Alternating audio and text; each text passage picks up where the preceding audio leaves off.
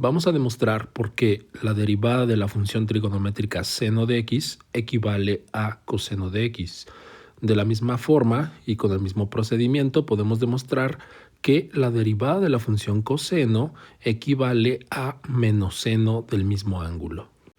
Por supuesto, la manera de determinar esta fórmula es a partir del concepto de derivada dado por el límite cuando h tiende a 0 de la forma diferencial f dada en x más h menos f en x dividido sobre h.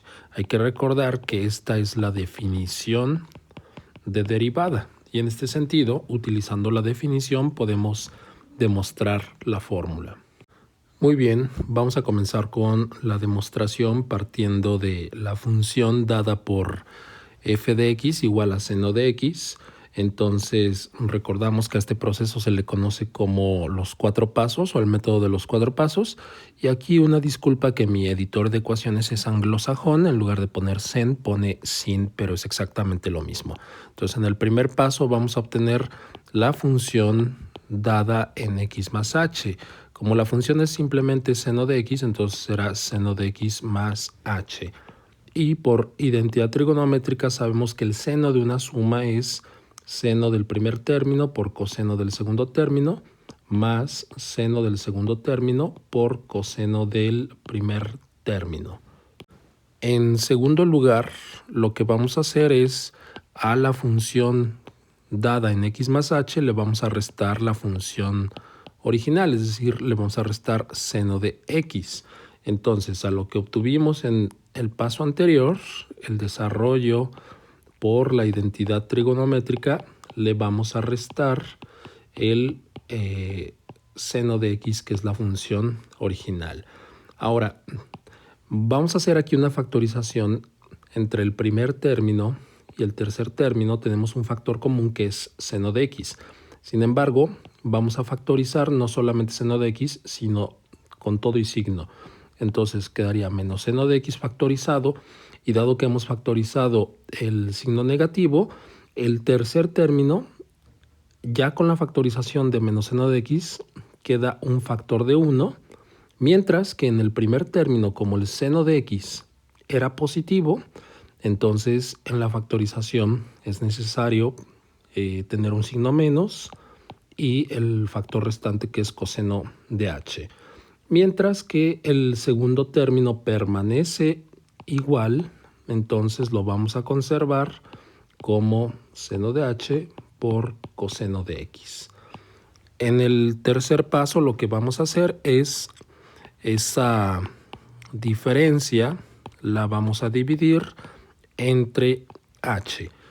Quiere decir que menos seno de x multiplicado por 1 menos coseno de h más seno de h por coseno de x se divide todo sobre h. En esta parte vamos a hacer algunas agrupaciones cuando hagamos la división término a término, es decir, vamos a dividir el primer término sobre h, lo mismo que el segundo término sobre h.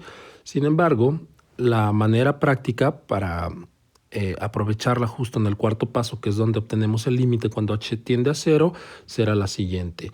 En el primer término, al hacer la división, vamos a factorizar un menos seno de x y el otro factor, que es 1 menos coseno de h, lo agrupamos dividiendo sobre h. Entonces quedará 1 menos coseno de h dividido sobre h. Lo mismo hacemos para el segundo término.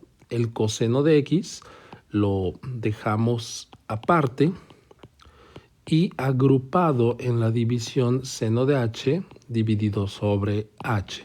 Entonces esto va multiplicado por un seno de h dividido sobre h. Llegamos entonces al cuarto paso, que es obtener el límite de cuando h tiende a 0 de esta forma diferencial. O sea, prácticamente como equivale a lo que hemos expresado arriba, entonces vamos a tener el límite aplicado a eso. Como consiste de la suma de dos términos por teorema de límites, vamos a tener entonces que será la suma de los límites. Sin embargo, aquí hay que notar que la variable del límite es h y no x. Quiere decir que aquello que depende de x no va a ser afectado por el límite. En ese sentido, saldrá del límite y entonces cuando apliquemos el límite a toda la expresión nos quedará menos seno de x multiplicado por el otro factor que sí está afectado por el límite, es decir, por límite cuando h tiende a 0 de 1 menos coseno de h dividido sobre h. Lo mismo ocurre en el siguiente término. Nos damos cuenta que el coseno de x no queda afectado por la h, que es la variable del límite, entonces escapa del límite, mientras que para el otro factor donde tenemos seno de h sobre h se aplica ahí el límite. Entonces coseno de x queda multiplicado al límite cuando h tiende a 0 de seno de h sobre h. Hemos llegado a este momento donde tenemos que recordar límites trigonométricos. Entonces vemos que nos han quedado dos límites trigonométricos. El límite cuando h tiende a 0 de 1 menos coseno de h sobre h. Es decir, este límite que en algún momento llegamos a ver que equivale a 0. Mientras que el otro límite cuando h tiende a 0 de la fracción seno de h sobre h vimos que equivale a 1.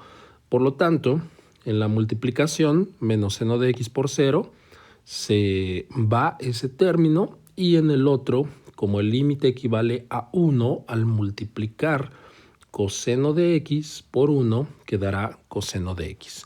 Es decir, acabamos de obtener que siguiendo el concepto de derivada por los 4 pasos, derivada de la función seno de x equivale a coseno de x.